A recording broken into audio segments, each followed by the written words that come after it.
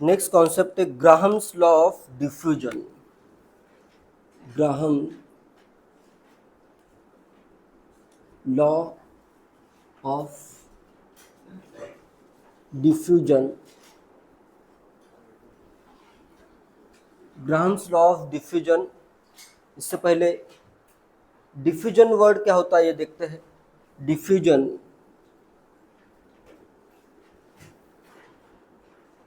Diffusion मतलब कोई भी अगर गैस है, जैसे कोई गैस अगर मैं लूँ तो क्या होगा, अगर उसको मैं फ्री स्पेस दूँ तो क्या होगा स्प्रेड होगा। ठीक है, तो गैस अगर स्प्रेड हो रहा है उसी को क्या कहते हैं, गैस डिफ्यूज हुआ है। ठीक है, the tendency of any substance mainly gases to spread throughout the space available to it. Diffusion क्या है, टेंडेंसी ऑफ एनी सब्सटेंस और gases to spread throughout the space available to it. ठीक है, जैसे gas है वो क्या हो जाएगा, स्प्रेड हो जाएगा, तो उसी प्रोसेस को क्या कहना है, डिफ्यूजन कहना है। ठीक है, it takes place in all direction. Diffusion क्या होता है, सब डायरेक्शन में होता है। ठीक है, सिंपल है। नेक्स्ट वर्ड आता है इफ्यूजन। नेक्स्ट आता है इफ्यूजन। इफ्यूजन कैसा होता है, जैसे अगर मेरे पास कोई कंटेनर है, कंटेनर को मैं क्या कर देता हूँ, एक ऐसे होल कर देता हूँ, तो क्या होगा, यहाँ पे अगर कोई गैस है वो क्या होगा, यहाँ से स्प्रेड होगा। ठीक है, यहाँ पे जैसे अगर मैं हीलियम गैस लूँ, ठीक है, इधर तो हीलियम गैस अगर नहीं होगा, जैसे एटमॉस्फेयर है, यहाँ पे मैं लेता हूँ एटमॉस्फेयर। एटमॉस्फेयर में हीलियम गैस बहुत कम होता है, जैसे इधर मैंने ले लिया 0.1 एटीएम प्रेशर है हीलियम का, तो ये क्या होगा, हीलियम गैस इधर से इधर ये बाहर के डायरेक्शन में स्प्रेड होगा। ठीक है, ऐसे अगर स्मॉल होल से गैस पास हो रहा है, इसको कहते हैं ऑरिफिस। ऑरिफिस से गैस ऐसे अगर स्प्रेड हो रहा है या मूव हो रहा है तो उसे क्या कहना है, इफ्यूजन कहना है। ठीक है, तो इफ्यूजन ऐसे स्मॉल ऑरिफिस से होता है, डिफ्यूजन हर एक डायरेक्शन में हो सकता है। ठीक है, क्लियर है। तो इफ्यूजन क्या है, the process of gas molecules coming out of container through a small orifice due to difference in pressure between container and the surrounding atmosphere. Effusion is always followed by diffusion. Effusion होने के बाद क्या होगा, ये gas इधर से बाहर आया, फिर ये गैस वापस से क्या होगा, डिफ्यूज हो जाएगा। ठीक है, सब डायरेक्शन में स्प्रेड हो जाएगा। तो दोनों वर्ड क्लियर है, डिफ्यूजन एंड इफ्यूजन। ठीक है, दोनों के लिए फॉर्मूला सेम ही है, बस ये दोनों वर्ड तुम्हें क्लियर होने चाहिए। नेक्स्ट आते हैं ग्राहम्स लॉ पे। ग्राहम्स लॉ क्या है, ग्राहम्स लॉ ये डिफाइन करता है कि इसका रेट क्या होगा। Graham's law, rate of diffusion या रेट ऑफ इफ्यूजन, गैस कितना फास्ट मूव होगा, ये डिपेंड करता है एट सेम, इसका क्या स्टेटमेंट है, at same temperature and pressure. Pressure and temperature अगर सेम है, तो जैसे दो गैसेस अगर मैं लूँ, एक गैस में लेता हूँ, गैस 1 करता हूँ, सेकेंड में करता हूँ गैस 2, जैसे इनको अगर मैं एक कंटेनर में ऐसे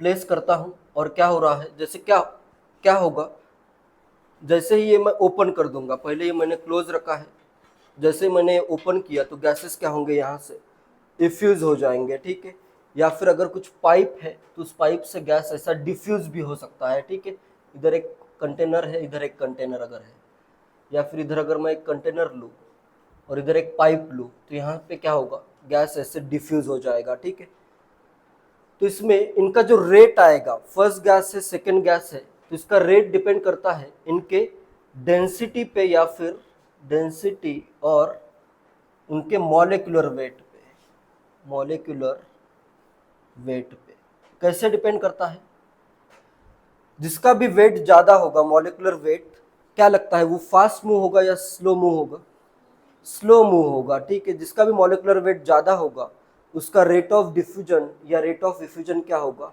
कम होगा। तो इसमें आता है rate of diffusion of 1 R1 by R2 is, या फिर rate is directly proportional to 1 by root density लो या फिर मॉलिक्यूलर वेट लो, क्योंकि यहाँ पे टेम्परेचर और प्रेशर क्या दिया है, सेम दिया है, ठीक है। तो यहाँ पे क्या आता है, Pm is equal to DRT।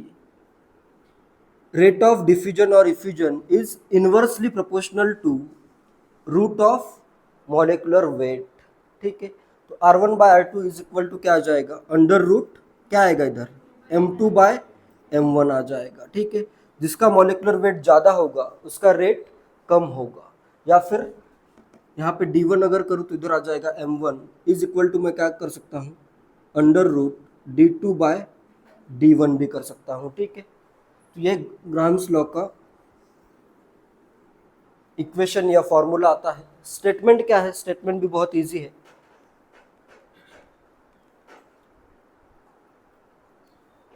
The rate of diffusion or effusion of a gas at constant pressure and temperature is inversely proportional to the square root of its molecular mass.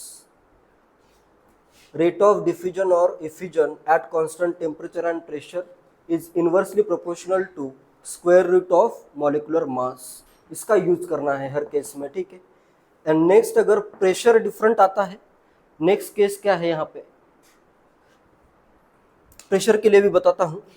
Rate में क्या क्या possibility है, rate में अभी rate 1/रेट 2, यहाँ पे ये हो सकता है। रेट मतलब क्या होगा, गिवन टाइम में कितने मोल्स मूव हो रहे हैं या कितना वॉल्यूम यहाँ से एस्केप हो रहा है, ठीक है। तो इसको मैं क्या लिख सकता हूँ, रेट 1/रेट 2, ठीक है, इतना नोट करो, लिखवाता हूँ। Next, rate of diffusion or effusion of two gases under different pressure can be given by, pressure अगर डिफरेंट है, यहाँ पे भी क्या लिया है मैंने, प्रेशर और टेम्परेचर क्या लिया है, सेम लिया है, तो ये फॉर्मूला आया। अगर मैं प्रेशर डिफरेंट करता हूँ, गैस 1 का प्रेशर मैं कर देता हूँ P1 और गैस 2 का प्रेशर कर देता हूँ P2, जिसका प्रेशर ज़्यादा होगा वो फास्ट डिफ्यूज होगा या स्लो डिफ्यूज होगा, लॉजिकल एकदम, प्रेशर ज़्यादा तो फास्ट डिफ्यूज होगा ना, उसका प्रेशर, जिसका भी प्रेशर ज़्यादा होगा वो फास्ट डिफ्यूज होगा। तो उसके लिए आता है अलग अलग प्रेशर, अगर है यहाँ पे अभी टेम्परेचर, ये फार्मूला कब यूज़ करना है, प्रेशर एंड टेम्परेचर अगर कांस्टेंट है तब ये फार्मूला आएगा, और अगर प्रेशर इनके डिफरेंट है तब फार्मूला आता है R1/R2 इज इक्वल टू, जिसका प्रेशर ज़्यादा होगा उसका रेट ज़्यादा होगा, P1/P2, और अंडर रूट क्या आ जाएगा, M2/M1, ठीक है। ये फार्मूला यूज करना है डिफरेंट प्रेशर के लिए। मोस्ट ऑफ द क्वेश्चन तो इसी पे आते हैं, at constant pressure and temperature, maximum question इसी पे आते हैं।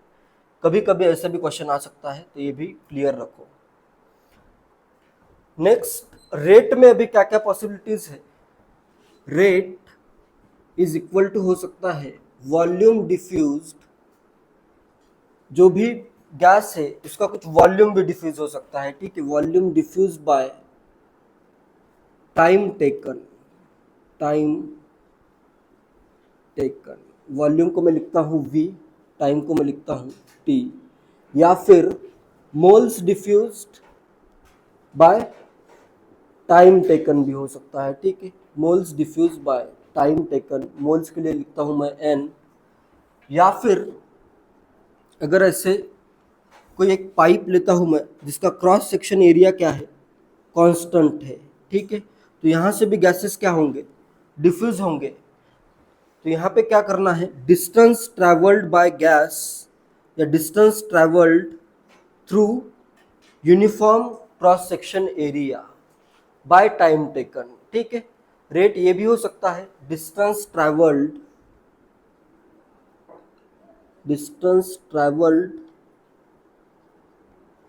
Through uniform cross section area, uniform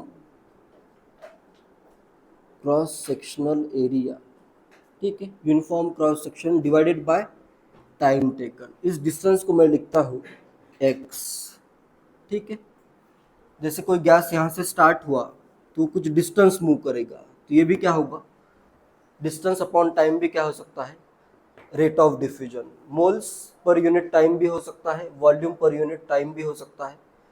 next और क्या आ सकता है, प्रेशर अभी क्या हो जाएगा, जो भी गैस ऐसे बाहर जाएगा उसका प्रेशर क्या होगा, ड्रॉप हो जाएगा। तो नेक्स्ट रेट क्या हो सकता है? Pressure drop upon time taken, pressure drop by time taken. ठीक है, तो इसको मैं क्या लिख सकता हूँ? रेट R1 बाय R2 को मैं ऐसे भी लिख सकता हूँ, volume diffused of one V1 by T1। Time तो जनरली दोनों के लिए सेम भी हो सकता है, डिफरेंट भी है। तो जैसे इधर टाइम, पहले फर्स्ट के लिए टाइम T1 दिया है, सेकंड के लिए टाइम T2 दिया है, फिर भी ये क्या हो जाएगा? V1 बाय T1 रेट 1, और R2 क्या आ जाएगा? V2 bye T2। ठीक है, नेक्स्ट नंबर ऑफ मोल्स के टर्म्स में क्या आएगा? रेट N1 बाय T1, और इधर क्या आ जाएगा? R2 N2 bye T2। Distance के टर्म्स में क्या आएगा? x1 bye T1 and R2 क्या आ जाएगा? x2 bye T2। ठीक है, तो ये सब कोई भी फॉर्मूला यूज हो सकता है, क्वेश्चन में क्या दिया है उस पर डिपेंड करता है। ठीक है, क्लियर है सब फॉर्मूलाज? इसमें अगर टेम्परेचर भी अगर डिफरेंट है तो इधर फॉर्मूला आता है, जैसे फर्स्ट गैस का टेम्परेचर अगर मैं करूँ T1 और सेकेंड गैस का टेम्परेचर मैं करता हूँ T2, तो इसके लिए फॉर्मूला आता है R1 by R2 is equal to, pressure भी डिफरेंट लेता हूँ, P1 बाय P2 ये तो होगा ही, under root M2 bye M1 ये भी होगा, और टेम्परेचर पे इसका डिपेंडेंस आता है। जैसे फर्स्ट का रेट जो है, फर्स्ट का टेम्परेचर अगर ज़्यादा है तो उसका रेट कम आता है, तो यहाँ पे आता है ये T1 और इधर आ जाता है ये T2। जनरली ये लगता है कि टेम्परेचर ज़्यादा होगा तो रेट ज़्यादा होगा, लेकिन ये इन्वर्सली प्रोपोर्शनल है। ठीक है, rate of one is inversely proportional to under root T1। तो अगर डिफरेंट टेम्परेचर पे है तो ये फॉर्मूला यूज होगा। ठीक है, या M1 T1 ऐसे साथ में भी लिख सकते हो। ठीक है, मेनली क्वेश्चन तो इसी पे आएगा, अब तक जो क्वेश्चन आए हैं सब इसी पे आए हैं, कभी कभी क्वेश्चन इस पे आया है, इस पे अब तक क्वेश्चन नहीं आया है। ठीक है, नेक्स्ट एक इम्पॉर्टेंट नोट है, it should be noted that the rate of diffusion or effusion actually depends on pressure difference of the gas and not simply on its pressure। Rate of diffusion या effusion pressure difference पे depend करता है, सिर्फ pressure पे नहीं। इसका मतलब ये है,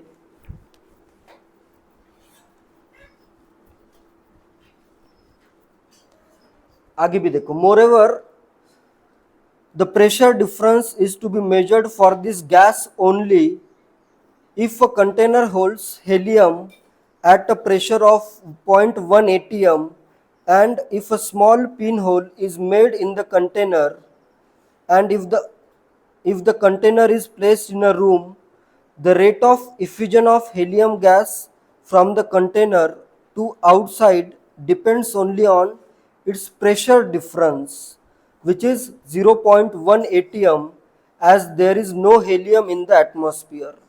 This implies that the diffusion of gas is not dependent on diffusion of any other gas. Whenever we consider the diffusion of gas under experimental conditions, we always assume that the gas diffuses in vacuum, and during the time period for which the diffusion is studied, the rate of diffusion or the composition of diffusing or effusing mixture of gases remains constant। पहला point ये है, जैसे कोई container में लेता हूँ, container में अगर सिर्फ कोई एक गैस में लेता हूँ, हेलियम, इसका प्रेशर लिया मैंने 0.1 atm, यहाँ पे भी क्या है? एटमॉस्फेयर है, तो एटमॉस्फेयर में हेलियम का जो परसेंटेज होता है या प्रेशर होता है वो बहुत कम होता है, नेग्लिजिबल होता है। चाहे तो उसको मैं यहाँ पे प्रेशर ऑफ हेलियम कर देता हूँ, बहुत कम करता हूँ, 10⁻⁻5 atm कर देता हूँ। ठीक है, तो यहाँ पे भी प्रेशर का डिफरेंस लगभग कितना है? 0.1 atm है, तो ये हीलियम गैस क्या होगा? ऐसे बाहर डिफ्यूज होगा। ठीक है, बाकी गैस के प्रेशर पे डिपेंड नहीं करेगा। यहाँ पे भी अगर नॉर्मल एयर का प्रेशर कितना भी हो, 1 atm होता है नॉर्मली, तो इस पर डिपेंड नहीं करेगा, हीलियम गैस अपना अपना डिफ्यूज होता रहेगा। ठीक है, नेक्स्ट क्या होगा, बाहर का गैस भी अंदर डिफ्यूज हो सकता है। तो बाहर से जैसे N2 है या फिर O2 है, ये क्या होंगे, बाहर से अंदर ऐसे डिफ्यूज होंगे या इफ्यूज होंगे। क्लियर है। प्रेशर डिफरेंस पे डिपेंड करेगा।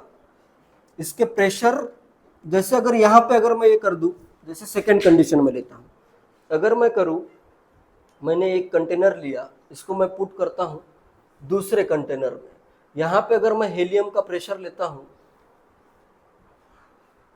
2 atm और इधर हेलियम का प्रेशर मैं लेता हूँ 0.1 atm, तो अभी गैस कहाँ से कहाँ इफ्यूज होगा, बाहर के कंटेनर से अंदर या अंदर से बाहर, बाहर के कंटेनर से अंदर इफ्यूज होगा। ठीक है। और ये किस पे डिपेंड करेगा, इनके मेनली प्रेशर डिफरेंस पे डिपेंड करेगा। ठीक है। प्रेशर का डिफरेंस कितना होगा, इधर 1.9 atm होगा। ठीक है। क्लियर है। लेकिन सब क्वेश्चन में क्या एज्यूम किया है, ये एज्यूम किया है कि जो भी गैस डिफ्यूज हो रहा है वो वैक्यूम में डिफ्यूज हो रहा है। वैक्यूम में अगर डिफ्यूज हो रहा है तो प्रेशर डिफरेंस क्या होगा, जो गैस का प्रेशर है वही हो जाएगा। ठीक है। ये एक एजम्पशन है। और सेकेंड एक इंपॉर्टेंट चीज ये है कि यहाँ पे अगर मैं हीलियम रिमूव कर देता हूँ, यहाँ पे मैं कर देता हूँ 2 atm N2, अभी ये गैस यहाँ से इधर डिफ्यूज होगा या नहीं होगा, होगा अभी। ठीक है। इसका हेलियम का प्रेशर इधर 0.1 है, यहाँ पे हेलियम का प्रेशर 0 atm है, तो इस सेम रेट से डिफ्यूज होगा। ठीक है। क्लियर है ये। बाकी गैसेस का प्रेशर कितना भी हो, उससे ये गैस का प्रेशर मतलब इस पे कोई अफेक्ट नहीं आएगा। ठीक है। यहाँ पे अगर N2 गैस होता, फिर इसका रेट ऑफ डिफ्यूजन बाहर के प्रेशर पे डिपेंड करेगा। अलग अलग गैसेस के लिए अपना अपना जो डिफ्यूजन हो रहा है वो बाकी गैस के इनडिपेंडेंट होता है। ठीक है। क्लियर है पॉइंट, यही लिखा हुआ है सब।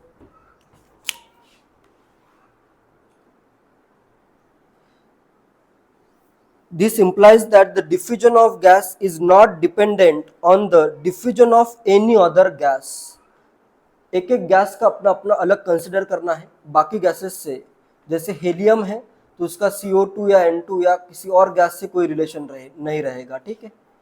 Next, whenever we consider the diffusion of gas under experimental conditions, we always assume that the gas diffuses in vacuum, and during the time period for which the diffusion is studied, the rate of diffusion remains constant.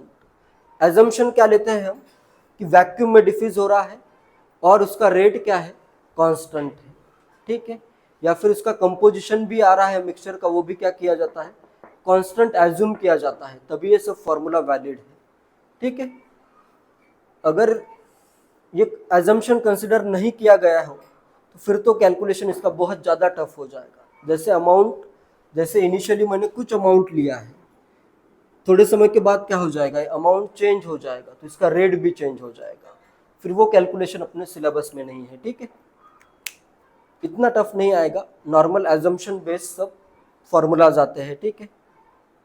Next आता है